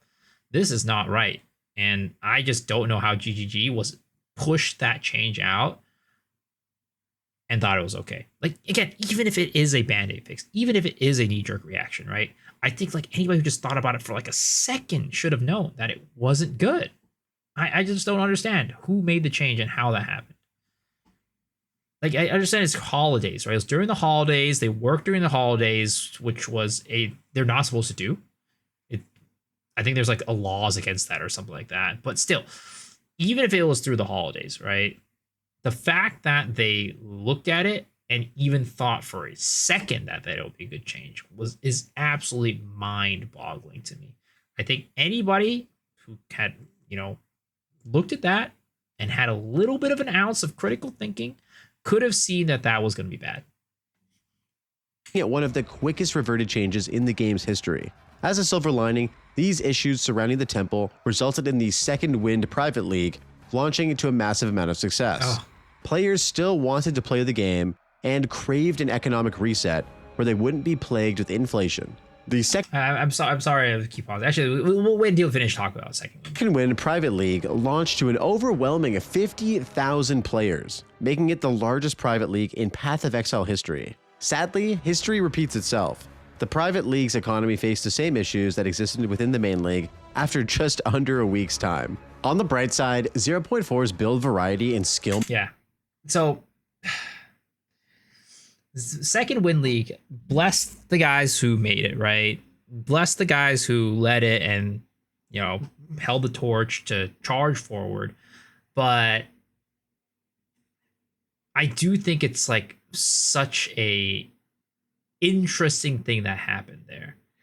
A lot of it was given the promise of like, hey, brand new economy, like it's a fresh start or whatever. But it is once again one of those things where you just need to use a little bit of critical thinking, where anybody who from the outside was looking in, and I was talking about this entire time, and the reason why I did not play Second Wind was because you look at it from the surface and you're like, wait a second. Temple still exists in the game. You can still snake. It is the best option to make money by a landslide. And inflation is at an all-time high. What's going to happen is that the moment people get to the end game, they are going to build their temples up really, really quickly. And anybody who gets to the end game first is going to have a massive advantage in the economy and absolutely drive the inflation super, super high. And there are a lot of other nuances to it as well that's going to make it really bad that I'm not going to go into here, but that I will talk about in the past. But as a result, the Second Wind League went to shit within a week. It sucks. It's not anything as a result of the organizers. The organizers did their best to make the league as fun as possible, which was really a lot of fun. They had a lot of cool challenges and stuff like that. A lot of people ended up joining. But I do think that anybody who thought that it was going to be a second chance to have a fresh economy, man, that did not end up being the promised land. It ended up just going terrible, and on all honesty, the economy might have been worse than the regular league. I think it might have been worse than the regular league. It's just the nature of private leagues, right? Is the fact that private leagues in general are, in essence, solo self-found plus. Yes, the league might have had over 50,000 signups, but 50,000 is nothing compared to the 100,000, 200,000 that you have at a league launch, right? So it's never going to feel the same. But also, even within those 50,000 players, how many are actually going to play day one? There's probably going to be at least a 20% drop off, in my opinion, leaving us back down to about 30,000 players. So it was never going to be a league that you were ever going to feel like is going to be a replacement for the main league, unfortunately. And the people who went into thinking that, unfortunately, got a really rude awakening. And I heard that there were issues with like even people buying like armor scraps because nobody was picking up armor scraps because everybody was just aiming for the divs. So it ended up just being a perfect storm of really bad shit going on in the Second Wind League, which is really unfortunate. It's all Rabbit's fault.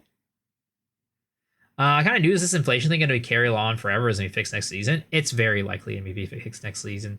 And in all honesty, it's probably going to be the opposite, where next league is probably going to be a poverty league, is my guess.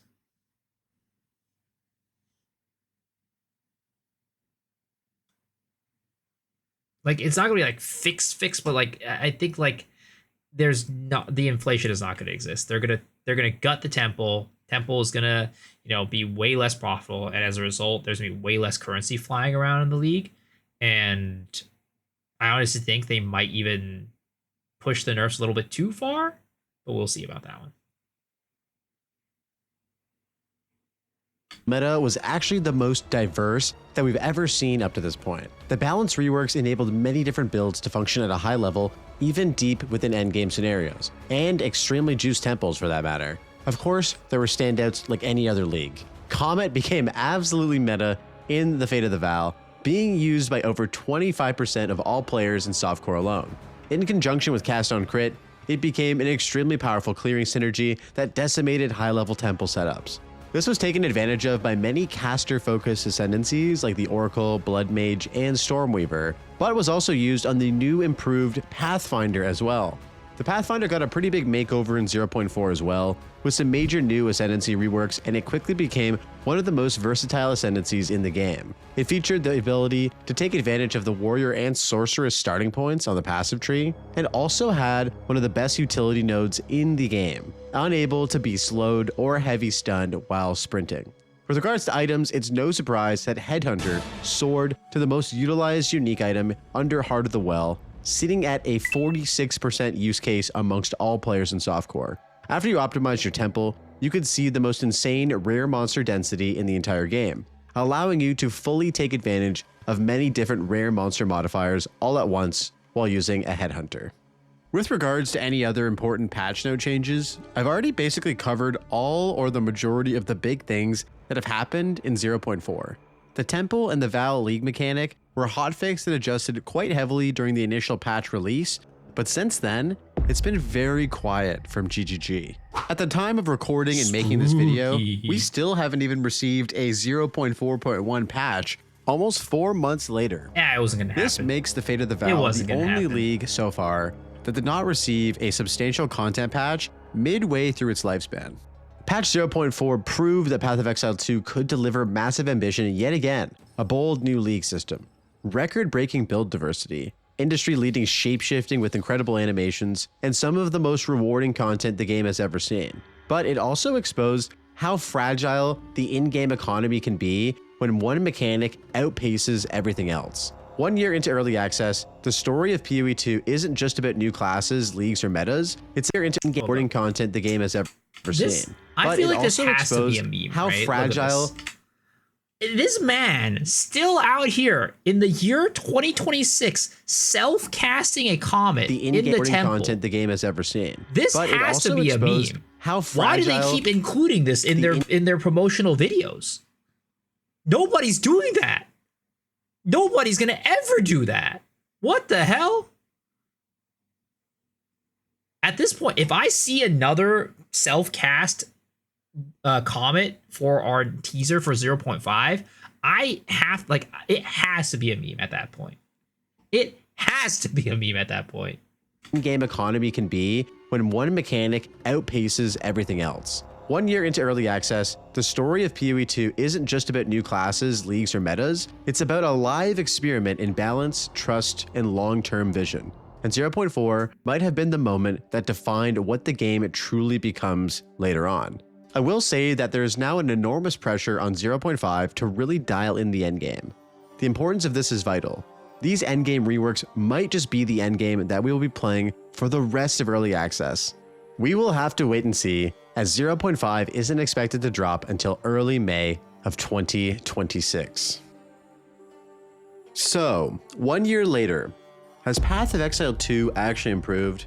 I would say yes, undeniably. The campaign is stronger, the classes are deeper, crafting is more accessible, build diversity is at an all-time high, performance has improved, and the endgame has more layers than it did on day one. Patch by patch, the game has moved forward. Is it closer to the ExileCon vision? In many ways, absolutely. The weightier combat, the boss design, the visual fidelity, the animation quality, that promise is real. But the tension between deliberate combat and ARPG power fantasy is still unresolved. Every time the game slows down, the community pushes back. Every time power spikes too high, the economy fractures. The vision is here, but it's constantly being stress tested by reality. Has the combat philosophy held up? Partially. In boss fights and early progression, it shines. Dodge roll, WASD, telegraphed mechanics, That's where PoE 2 feels different and fresh. But in the deep endgame, speed creeps back in, zoom returns, screens explode, and the line between PoE 1 chaos and PoE 2 clarity starts to blur. What about the community? It hasn't fractured completely, but it still has split ideologically. Some players want PoE 2 to double down on its slower, skill-based identity. Others wanted to embrace the explosive, high-speed insanity that Here's the thing, right? So I think there is a fundamental misunderstanding about Path of Exile 2 and its speed. In a very early interview with Jonathan, and I think it was by Crip, this was before the game came out in early access, people were already commenting on how Path of Exile 2 looked really slow compared to Path of Exile 1.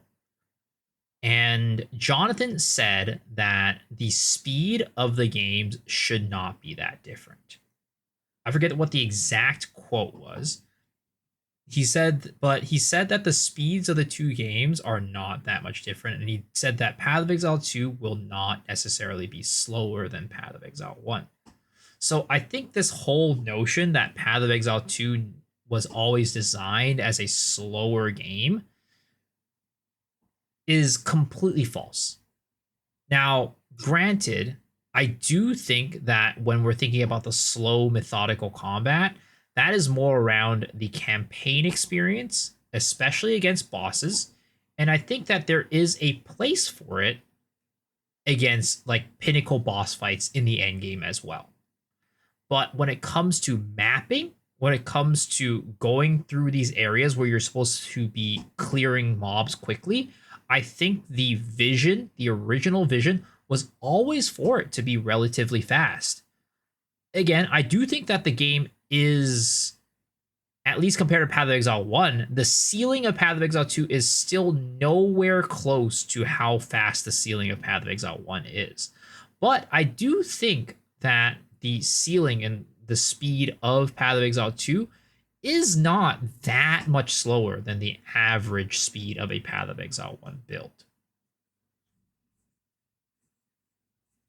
PoE 2 starts out slower than PoE 1, but the endgame is still somewhat fast. Exactly, right? And I think that is the original goal and the original vision.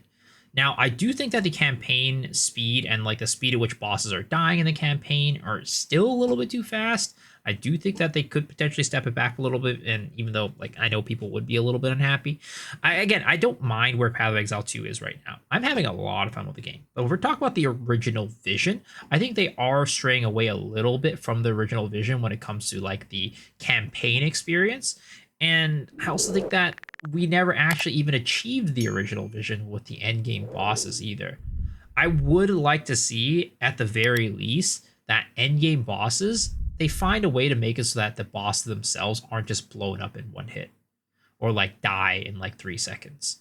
I would like the endgame bosses, the endgame pinnacle bosses, to be a little bit more methodical, to be a little bit more challenging, to be in a place where we can actually see mechanics and dodge those mechanics and deal with those mechanics, as opposed to now where we are just blowing them up instantly. But I do completely disagree with the notion that some people are saying, and this is also kind of crazy that this notion is popping up now as well, because people are always complaining about how Path of Exile 2 is too slow. But I do disagree with the faction that says that Path of Exile 2 was supposed to be a slower game, and that the fact that we're blowing up entire screens is against the vision, because I do think that the original vision, as expressed by Jonathan, was for Path of Exile 2 to be at least comparable to Path of Exile 1 speeds. Makes PoE 1 legendary. The debates are louder than ever, but there's one thing: people are still debating because they care about the game. And that's the real story of year 1. Path of Exile 2 isn't finished, and it isn't perfectly stable. It hasn't even fully escaped the shadow of Path of Exile 1, and maybe it never will. But it has grown, it has adapted, and despite the controversies, the nerfs, exploits, and economy collapses, it's still one of the most ambitious ARPGs ever made. 1 year down. The real question now isn't whether PoE 2 can survive early access, it's whether it can finally become the game it promised to be. Because looming on the horizon are the next major patches. the ones that are supposed to redefine the end game again. The long-awaited Acts 5 and 6, the systems that could either unify the community or split it for good. And then there's ExileCon 2026. The stage, the keynotes, the big news is revealed. If history tells us anything, that's where Grinding Gear Games drops the bombshells. With 1.0 potentially landing this year, the stakes have never been higher. The foundation has been laid, the lessons have been learned. Now we find out whether Path of Exile 2's first year was just early access growing pains, or the prologue to something legendary. Hey guys, if you've made it this far, I just want to say thank you for watching my video. This one was particularly special for me because it not only recapped 1 year of PoE 2's early access, but it also celebrated my first year of making content on YouTube. I started this channel after falling in love with Path of Exile 2 when it released, and since then I've had an incredible year of making content, interviewing some amazing creators on my podcast, and building a small but Dead Rabbit looking insane in this video is all or in this picture is all I'm gonna say. He doesn't even look like the same person. He honestly looks completely different. incredibly passionate community. I know my content is a little all over the place, from video essays to podcasts to build guides and everything in between. And over the last year, I've really tried to experiment to find what I truly enjoy making. And the truth is, I really just enjoy it all. And I don't plan on stopping bringing you guys more quality content like this video. So if you enjoyed the video, drop a like down below and consider subscribing to stick around and see what I'm cooking up over the next year. Until then, have fun, stay safe, and I will see you in the next one. Peace. Yo, that's my outro. See you in the next video. Peace. What the fuck? All right. That was a good video. It's fun. Fun watch. Good discussions. There it is. Mr. Blazeworks TV. I don't know why I'm not sub. Hit him with a sub. Hit him with a like. There it is. W video. It was fun. It was fun. It was a fun video.